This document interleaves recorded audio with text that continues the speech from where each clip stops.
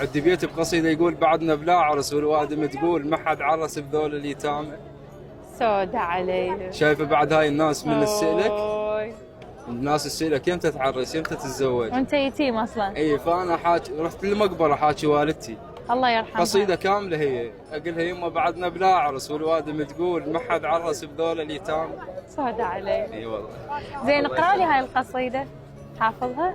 حافظها هي. يلا زين. انت تكتب غزل او شيء لو لا؟ اي كل شيء اكتب. خلاص تسمعني على الوالده، يعني من رخصه مصورنا يعني بعد لازم استغله، ما يخالف مخرجنا.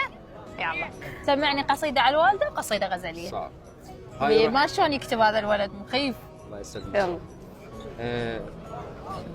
انا ما زايرها نهائيا 14 سنه. ليش؟ بعد صغير ما تعرف شيء. ما اعرف الوضعيه، فرحت لها كبران متغير ملامحي متغيره.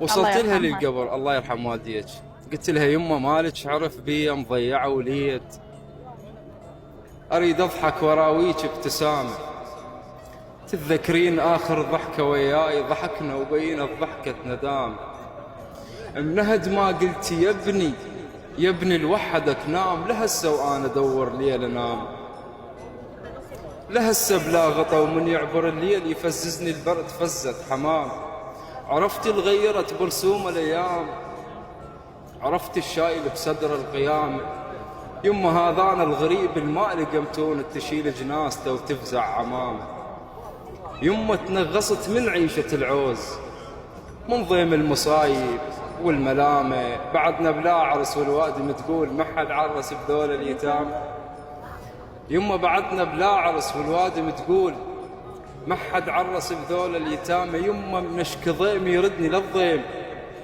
ويجي المرتاح يقتل سم كلامه، لا تبكين يما العالي موجود، يجي يوم ويعرسون النشامه، ويجي يوم انتلاقى بغربة الموت وترد العافية الحضن اليمامي، ترد العافية الحضن اليمامي. ليش هيك؟ شو تسوي بعد؟ انت تدري اني كل شيء اختنقت، وهي اول حلقة لي بالبصرة وتريد تبكيني. الله يخليك. هي مشكلة. اول مرة احس بنعمة وجود امي، شايف ان امي عايشة اشتقيت لها. مصيبة والله مصيبة، يعني مشكلة والله اشتقيت لك يمه. ليش اسوي؟ ما بيها اي طعم والله العظيم، ما بيها اي طعم حياة بدون الام.